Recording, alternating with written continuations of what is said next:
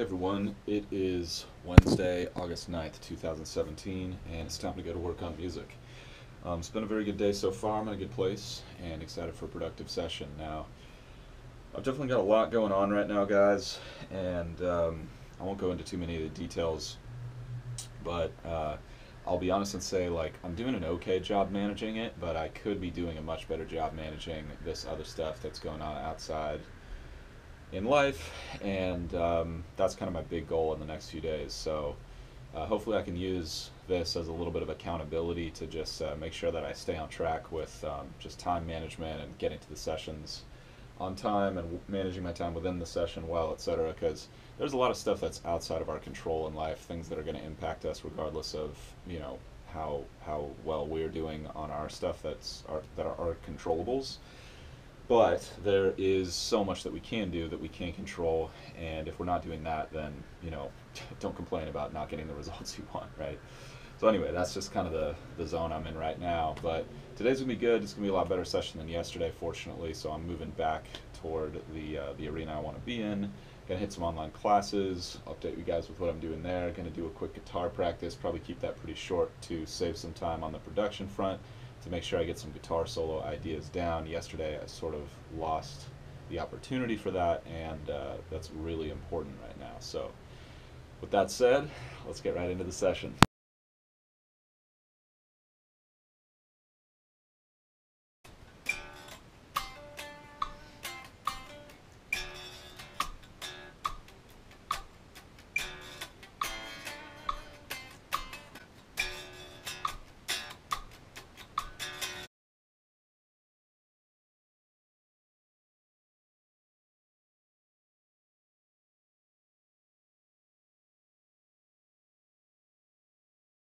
All right, back on track. Boy, does it feel good. Um, Difficult session, but overall really positive. Just like I said, started in kind of a compromised way, carrying over some of the not so good stuff from yesterday, but just determined to get back on track and stay focused, which I did. So got it on the online class front. I did not spend very much time there because I was a little behind at that point in the session.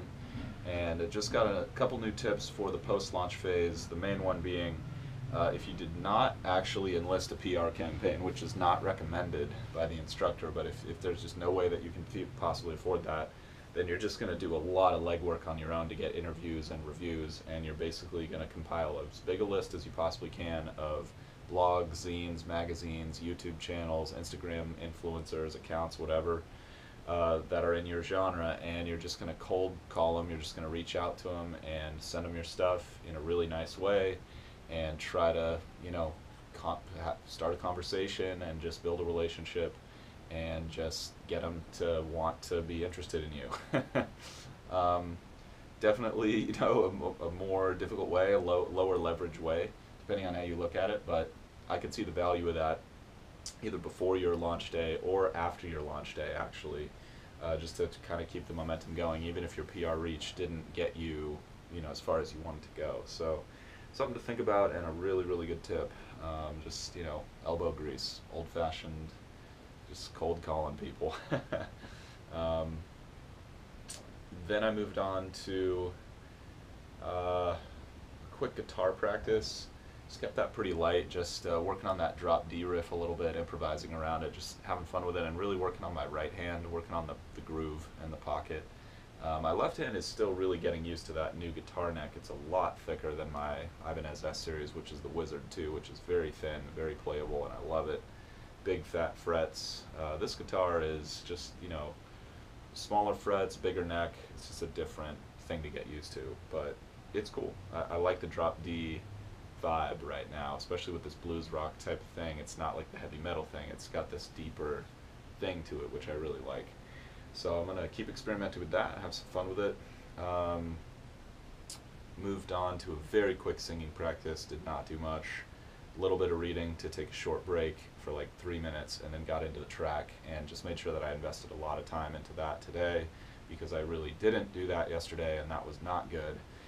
So what I did is listen through the whole track start to finish, just kind of getting the vibe in myself and reconnecting with the spirit of the song, and then got into the bridge section and just started sort of singing some ideas of drum ideas and guitar solo ideas and sort of how that would map to the existing situation musically, and decided to extend that section by a few bars just to get the solo to really have some space.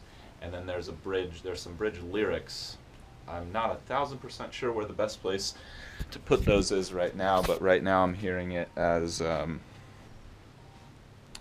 the end of the section, sort of after the solo, and sort of like a mini bridge within a bridge into the final section of the song, which is probably going to mirror the chorus, but maybe be like sort of a drop chorus thing. Drop chorus, if you don't know what that is just the chorus melody and usually a little bit of the harmony, but without the rhythm section or something like that. And if you listen for that in third choruses, you will hear it all over pop music. It's a very common trick coming out of the bridge. They'll have the drop chorus where the rhythm section is muted, and then that'll get you the final repetition of the chorus in the third chorus, which is like this big euphoric, explosion of instrumentation and all that stuff. So something to look out for. Cheap trick, maybe. Effective, definitely. So I'm experimenting with that idea. I do not know if I'm going to go that traditional of a route, but with the arrangement. But I'm thinking about it, and don't be surprised if I do.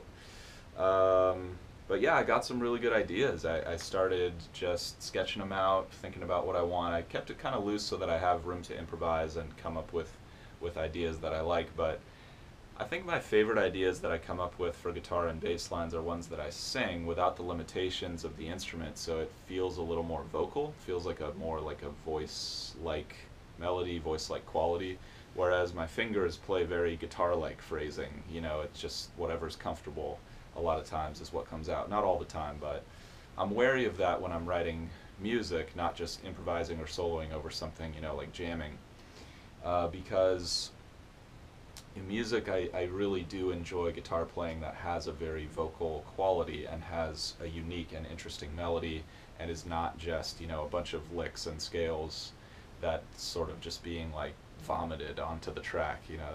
That's not that compelling generally for me. So I want it to have a musical quality, even if it is going to have some technical elements or be flashy or understated or whatever it might be. So I just started mapping out some of the ideas I had on the fretboard, and they're really cool, man. It's just, I just think I would not phrase it that way necessarily unless I sang it, but singing it just frees me of the limitations of the instrument and my own physical capabilities and ideas and like the visual aspect of the fretboard, and just allows me to express the raw emotion and musical idea, and then I can kind of go back and teach myself how to play that. So if you've never tried that before, I'd really recommend it. It's been a great way to develop. It's great for your ear. It's great for your transcription skills.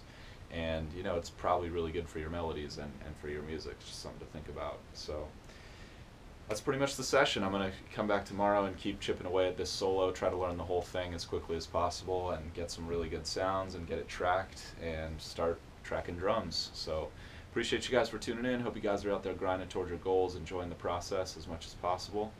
And I'll see you guys tomorrow for more. Till then.